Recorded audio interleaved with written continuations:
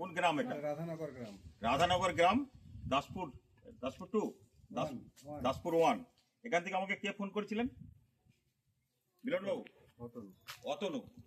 অতনু বাবু phone করেছিলেন। এখানে একটি সাপ দেখা দিয়েছে। আমি সুবিধ করেই সাপকে রেস্কিউ করতে এসেছি। আপনারা দেখতে থাকুন। এখানটায়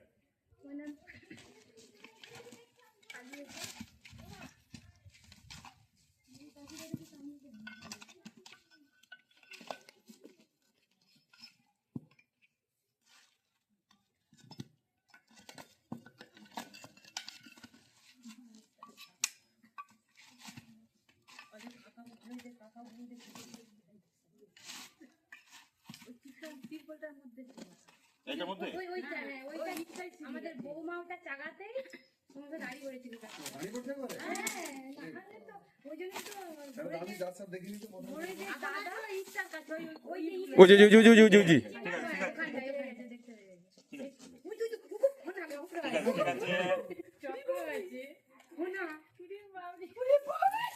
ডিব্বা নিয়েছেন, ডিব্বা। আরে আস্তে আস্তে আস্তে, সাপ আমার কাছে, আপনারা ছুটে পালালেন। এ বাবরে, একবারে কালো কুচুচ কুচি দেয়। ওইটাই সেদিন বাপে ঘর মধ্যে এসেছিল বলেছিলাম নি।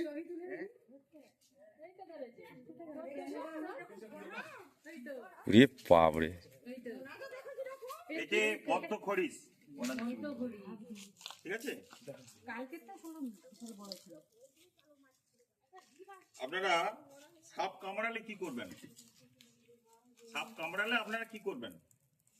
দ্রুততার সাথে হাসপাতাল নিয়ে যেতে। ঠিক বলেছেন। আগেকার মতো কুসংস্কারে আবদ্ধ না থেকে, ওঝা গুনিন বাঁধন কাটাকুটি না করে সোজা হসপিটাল, যত শীঘ্র সম্ভব হসপিটালে পৌঁছে যাবেন। যদি রুগী 100 মিনিটের মধ্যে, সাপ কাটা রুগী 100 মিনিটের মধ্যে স্থানীয় কোনো হসপিটালে পৌঁছে যেতে পারেন, সেই রুগীকে বাঁচিয়ে দেওয়া সম্ভব। সাপকে মারা উচিত নয়, কারণ সাপের বিষ থেকে অনেক প্রকারের ঔষধ তৈরি হয়। এটা ডিবা নিয়ে আসুন, ডিবা। না না, সাপ আপনাকে কামড়াতে আসেন, সাপের আঘাত করতে যায়, সেই ক্ষেত্রে আপনারা যদি সামনে পড়ে যান, সেই ক্ষেত্রে সাপ কামড়ায়। পুরো নতুন সাপ, একবারে চকচক করছে একবারে। এই হলো সাপ। আমাদের বৌমা তিরপলটাকে যা চাগিছে পুরো লাফিয়ে উঠেছিল।